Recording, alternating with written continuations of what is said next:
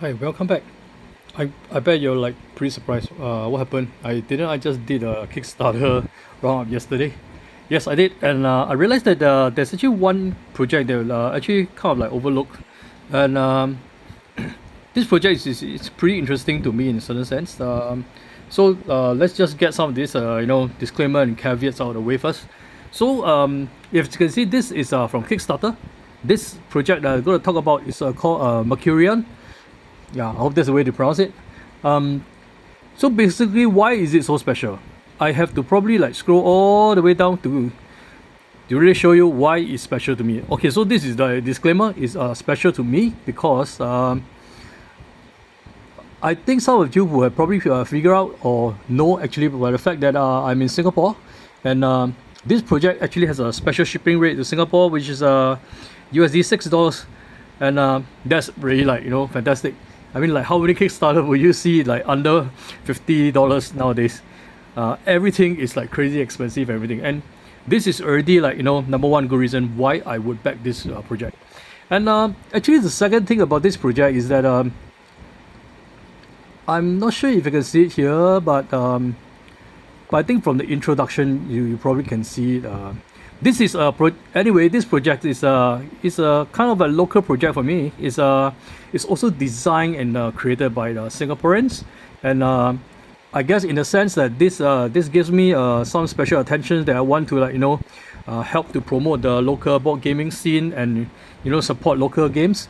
Of course, that I'm pretty critical. There are games that even though it's local, I really did not say a lot of good things about it.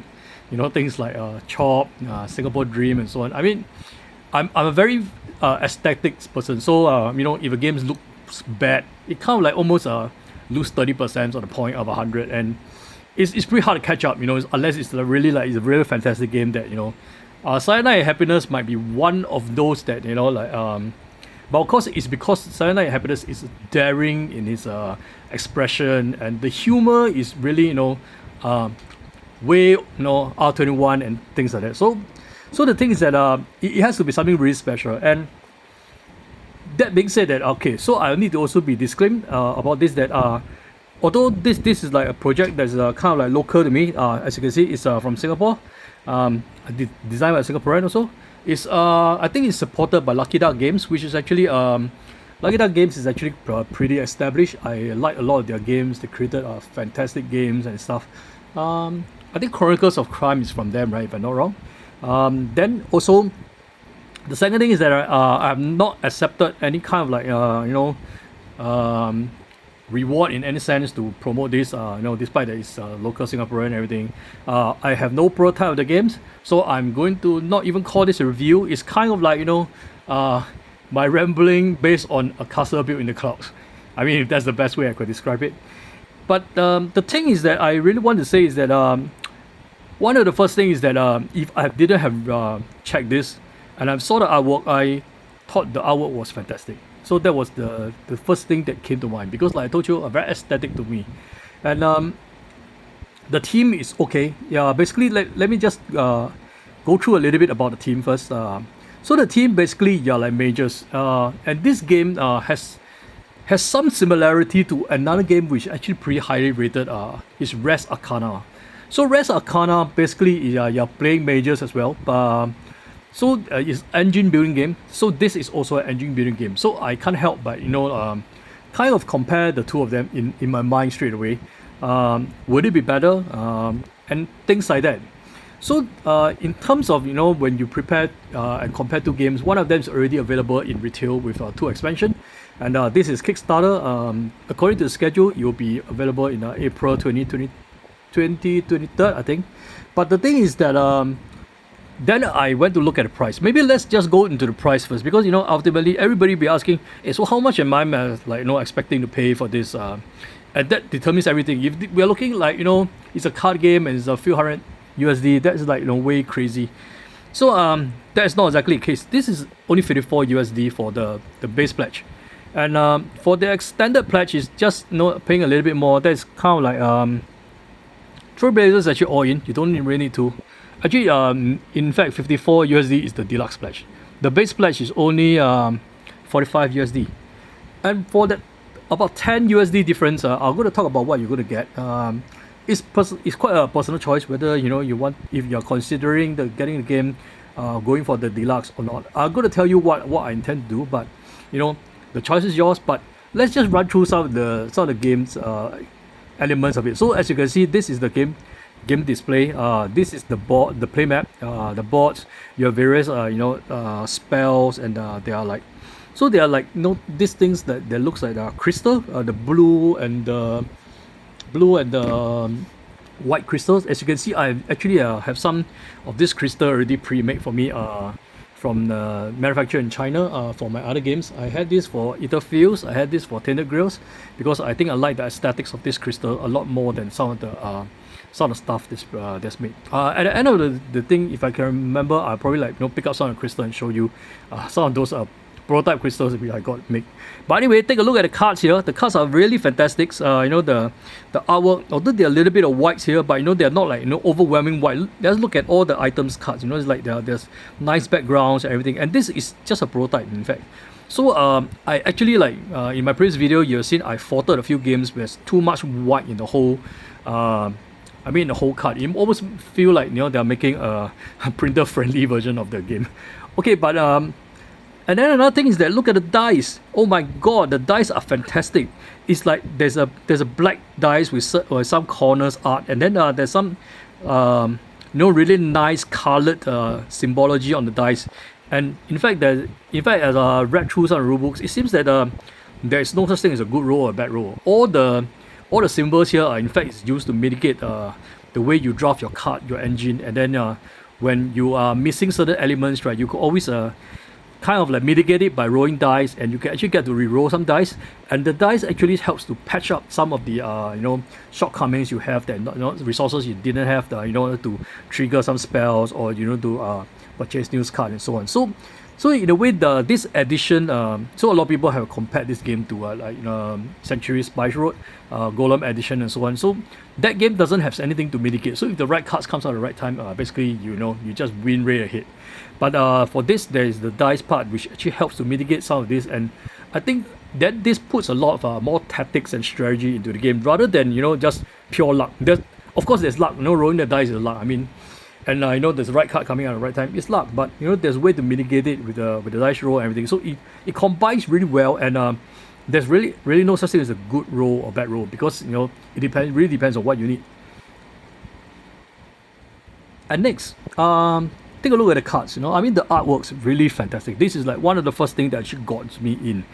There is no way I would put this among other common card games. There are a lot of card games I did not like because the artworks were either very childish. Okay, childish maybe not in the sense like the little dinosaurs or those from Turtle, but they are cute, and I totally buy that. But this is really like beautiful, and in a sense, if I were to compare to Res Arcana, is on par. Really, the artwork is really on par.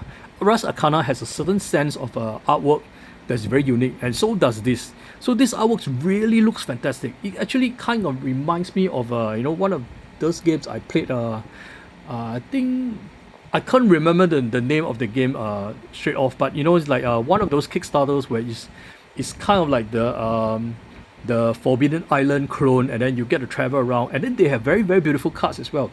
So but that game is way over a few $100, and you don't get that kind of quality of artwork, which is really, really fantastic. So here's another showing of the dice. Look at the dice. Notice the corners. Even the corners has decoration. So it's really fantastic. I've showed you a couple of the dice I got. There's actually in this fashion, and then I really, really love those dice because I actually wanted dice that actually have more variety, and there's some really nice things about the way this kind of dice is being made. So I don't have a feel of the dice. I don't know the quality and the weight, but judging for a look, I think it looks aesthetically beautiful. That's one thing I can say. So the gameplay, basically, there are also classes. So this is same. Res Arcana also have classes, and each of them have a different board. So you have two type of resources: the blue and the white crystals, and then the various stuff that you can draft, your items, everything. So instead of Res Arcana, there's I think there's monuments, and there's there's like landmarks and things that you can build up, and there are items that gives you power. So this has some items, but the main thing about this Mercurian is actually more about it's about spells and combining spells with different elements, and then you can trigger greater effects. So a lot of comboing kind of things, like as you can see that even your tableau kind of like move, and then there's alteration skills and stuff too. Sort you actually get to play cards, and then take back the cards and stuff like that. So that in that sense, a little bit like Spirit Island, you have to like plan when the cards gets deployed, and then when you quickly get to get the cards back into your hand, and then how you're going to. In fact, you want to try to zero sum everything to make sure that you use up all your resources just nicely every turn, so that no resources are wasted and stuff like that. So there's a lot of strategy involved. I would say a lot, because this is not a heavy game. This is kind of like at most a medium game to me. I think a medium weight kind of like, but there's strategy and tactics deployed to make full use of the way that deploy all this to get to your greatest advantage.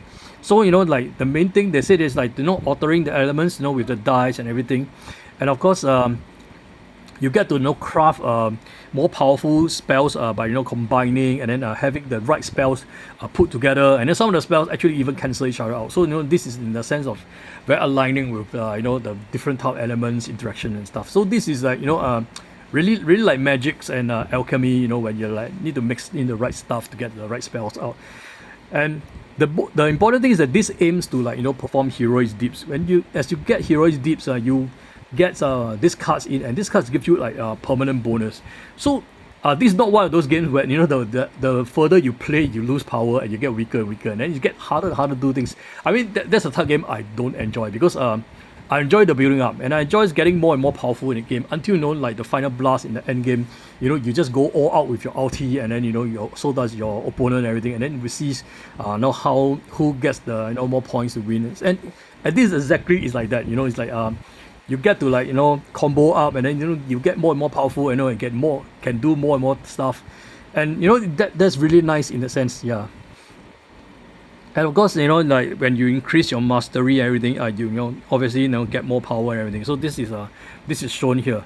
So this is a very, very easy gist of the game, because I wish that I could like review everything for you, because the problem is that I don't have the game. So I could really make use of what I learned and see other people play it, people playing it, look at the rule books and everything. And of course, they always want to tell you what's so special about this. This is a lot of the luck has been like using control with the dice and everything. It mitigates some of this. It's pretty thematic, because like I feel exactly like casting spells, mixing potions and stuff, kind of give you that feel all along. And of course, this is like the spell crafting. So there is a strategy. Like I said, there's always a lot of strategy in this, because you want to make use of resource, generate resource and stuff like that. In a way, this gives you a little bit more heavy than this very popular game called Splendor. Splendor is basically kind of a blind luck in the sense that you only can take resources of what's available left, and then when the right cards turns out, the right time for the resources you want, you buy that card. But there's more being done to that, and this is like a bit heavier game than that, and you actually have dice to mitigate some of stuff. And then even though the card may not turn out, there are other ways to like mitigate and build up your tableau of powers and stuff like that. So the rulebooks is available. It's actually quite decent so far, even though they said it's a work in progress.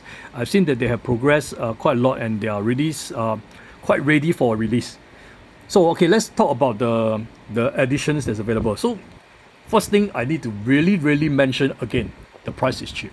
The price is cheap. The price is cheap. Because it's good, I need to say it 3 times. I mean, look at Kickstarter nowadays. It's crazy.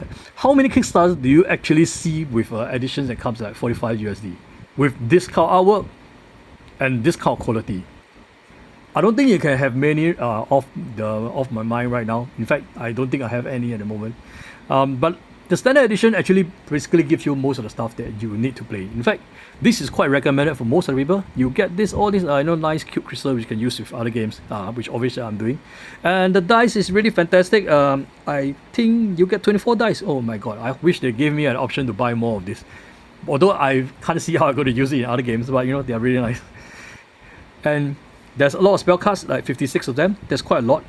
There's a heroic cards, 18. Although I wish that if they could like throw in more, that would be good. Maybe expansions. Alteration cards 42. Look at the artwork. The artwork's really fantastic, right? Consistent and fantastic. And these are like the Arcana cards, which actually like is tarot size. So tarot size is rather bigger. So it's probably about this size. I think, I don't know. Anyway, you can't tell right now. My tablet looks fantastically big. So there are others like tokens and stuff which actually are pretty decent. The dark overtone background of the cards, and they are upgrading it to I think 250 GSM type of cards. So which I actually think is pretty thick. Although I prefer 300. There's also modular trays for you to keep all the various resources together. They are not game trays, but anything that works, right? It doesn't matter. Game trays is in a way going to bring up the price a lot. And so what else is in the deluxe edition? The deluxe edition, mind you, is just only like 53 up from 45 USD. That's like 8 USD difference. And there's some stuff inside here which might work for some people, might not work for some. So the first thing is that they have this sleeve, which seems to have holes inside. I think, or I hope it's a full cover. I don't want to have like holes inside like that the Jurassic Park stuff. I told you if you like put another board game on it beside it, it might hook on some of these holes, and then like when you move the game out, it's totally going to tear and ruin the sleeve. So this doesn't do too much for me. I mean the original cover looks good.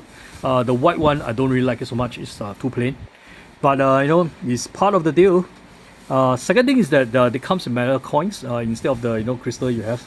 I prefer the crystal because the crystals are beautiful, and that the crystals does a lot more to me than actual coins. But the coins, I don't really know how you can use it, although it's probably been nice to have some of this. But this is the most important thing that has been upgraded. This is actually what they have called the Challenger expansion. The Challenger expansion actually comes with you can actually go alone against 2 automated components, or you have like with another player against 1 to 2 challengers. So I'm not too sure this is how it is. Maybe this gives you an option of a 1v2 or 2v2 kind of a thing. It seems to be a decent standalone add-on. I hope that it adds a lot more, but I'm not too sure what's inside. They just mentioned that there's 2 boards, only 1 rule booklet. So I think that there's not too much stuff inside. So I'm not sure whether if that is worth it. But anyway, as you can see, there are some stuff that is here. The metal coins, it just says that they're upgraded, so you just have to count how many tokens there you get metal coins. Maybe the metal coins is really way worth the money you have. I mean, for the deluxe. I hope that there's really more in the deluxe, but that is all there is. So at the moment of time, I think I'm going to go for the deluxe edition because I just want to give them the support. So that's my take of it. But of course, it's up to you. Of course, there's this is the pledge level. So we are talking about so all this has been listed in Singapore dollars. So it's like 60, 72. And then of course you have this Trailblazer pledge, which is 155. What does this add? This is adds further 4 more game trays.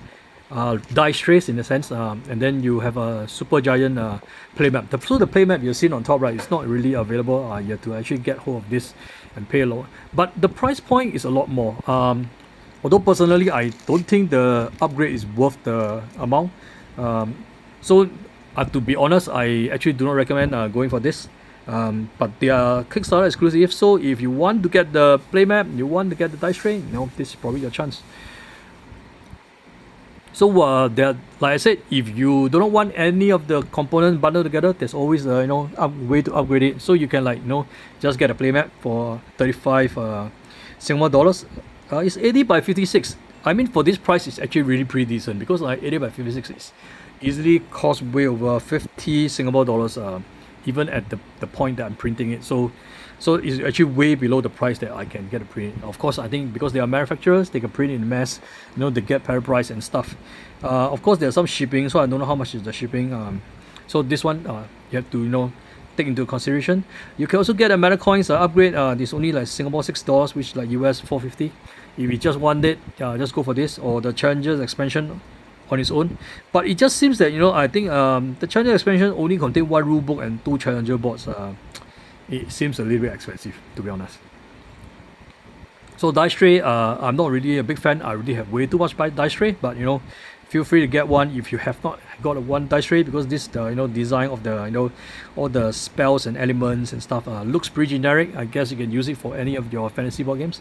And card sleeve tarot cards are pretty standard size. You can either buy it here or get it somewhere else. So it's a bit more expensive here. It's like $12 for about 200 pieces. 200 pieces. Well, if you don't mind Maydays, if you don't mind Swan and other stuff, I think about half the price, I guess. So what else was there to say? So this game basically they are also having it in other languages, but I guess most of you who are listening to this is probably English speaking. So I don't think there's a problem. The English is definitely available, and they have a few TTS mode for you to play through with standard the versus challenges and so on. So try it out in TTS and every stuff that's available. Make your choice. As you can see, the artwork going through is fantastic. There is a lot of beautiful arts already here, even when this is just like a prototype. Of course, there are more things being unlocked as it goes on. I hope so. So let's see how all this moves on, and then what else we're going to get. They say there are more coming soon, so I'm looking forward to it. I think there's almost like 20 days more for this, so plenty of time to make a decision, or just back first and then decide later. So like I said, the price point probably pretty good, because even shipping in US is like 16 Singapore dollars is about 12 USD, and that's like ridiculously cheap. I mean, I hope they have really done their the check on the recent shipping hike and everything, and they can actually fulfill this. But if Lucky Duck is like doing the distribution for them, I just hope that they have really done all the research, and they are really able to stick to this price, because the price is really fantastic. It's almost like if you want to recommend anything, right, look at the shipping, and the shipping must be reasonable. If I have to pay 50% on the shipping of the game, like I mentioned in my yesterday's video, 2 of the games got kicked out immediately, although how good the game was, the shipping was kind of ridiculous. And I guess there's a lot of other people who reviewed it, and so these are the local artists and everything. That's actually all the designers and everything. As you can see, I mentioned it's also represented by Lucky Duck Games, which actually they are doing all the localization and licensing and everything. So there is still only just one more thing I want to talk about, which actually supposed to be the first thing that you talk about, but because I too excited to talk about it, I have actually skip and went through everything. So players 1 to 4. Solo is supported, and that is very, very important, because solo competitive or versus AI is is one of the things that's happening due to all this COVID everything, and people wants to still be able to play board games even though you're alone. Not everybody will be be able to crowd around your house every night. So that's a fact of time. Then the next thing was is the playtime is 45 to 60 minutes. So I don't have the game. I don't really I haven't even tried on TTS. Maybe I should have done my due diligence and try on TTS before I say anything about it. But from what I heard, it doesn't really seems to be 45 minutes. It's more closer to 60 minutes, even for 2 players, and that is kind of a bit long. I wish there's a way to streamline it, or kind of have some sort of advanced cut to half build up the tableau for you, or bring up some of the resources quickly, so that the games can be jumped in mid-turn, or maybe reduce the number of heroics instead of 6 to maybe 4 or something like that. And if you can finish the game within 30 to 45 minutes, would be fantastic for 2 players, because sometimes when you want to play card games, it's just because that you don't have a lot of time. If you have an hour of time, maybe card games is not what you want. You probably want some boards, miniatures and stuff. That's my take of it. Of course, age 14 plus, I have no problem with it. The artwork seems pretty teenager friendly, and there don't seems to be any particular things that you need to take note of. But of course, I haven't seen all the art, so that's all I can say about it. So some of the stretch goals already been out, so you will get your trays, you get a plastic organizers, Oh, in fact, it's 300 GSM. So I take my word back. 300 GSM is already way more than what I want. 300 GSM is really fantastic for me. Most of my pre and play, I does it on 300 GSM. So this is already thicker than what I have, and there's actually a mini art print for the map. In this world of the this I don't know how to pronounce it. Valeria, I don't know. but you know, my pronunciation is horrible, as you know. So anyway, so this is almost all that I can say for now. This kind of like I don't even need to call it a preview because, like I said, I don't have the prototype. I only like basing on whatever information I can get here. Also do drop by at the Board Game Geek discussion forum. Maybe you know, we can raise up more stuff there. Raise up some comparison maybe with Res Arcana, Century, Golem Edition. And I think in a way this has a lot to do with you know, other engine building games. Of course, I won't go as far as to compare with Wingspan because Wingspan plays very differently. Okay, to be honest, it's totally different game. So anyway, you know, want to put on your wizard hats if you feel like it, you know, and grab this game and then, you know, like start casting some spell. So thanks for watching. I hope that I'll be able to see you really soon. Oh yes, and I said that I'm going to show you some of the crystals which I got. I didn't like actually got all the color crystal, but I got a couple of the blue ones here. So look at the blue ones here. So these are the prototype stuff that I actually got from my manufacturer in China to make for me. So they are all like in a weird shape. So all of them are unique. The shape are different. So they are pretty similar to this. I think theirs is dark blue. I have crystals in all colors: red, yellow, white, clear, black. You know, name it. So then I use it for other games. And I also have this type of crystals, which I think I showed you in another video yesterday, for other games. So this also comes with a different type of color. So I guess, you know, sometimes you know, like this looks a lot way better than, you know, wooden tokens. So yesterday I just, you know, shame on the game for using wooden tokens. Yeah, but you know, that's my take. But of course, you know, everything take it with a pinch of salt. You know, this is a local game for me. I'm fully supportive of it. And yeah, I mean, if you're watching this video and, you know, you're like, you know, living in Singapore as well, you know, why not give local, you know, support. And then actually, in a way, it's probably going to be one of the cheapest Kickstarter you can ever get this year, maybe even the cheapest. Okay, let's not just count those $5 card game. Okay, they are on a different league anyway. So thanks for watching.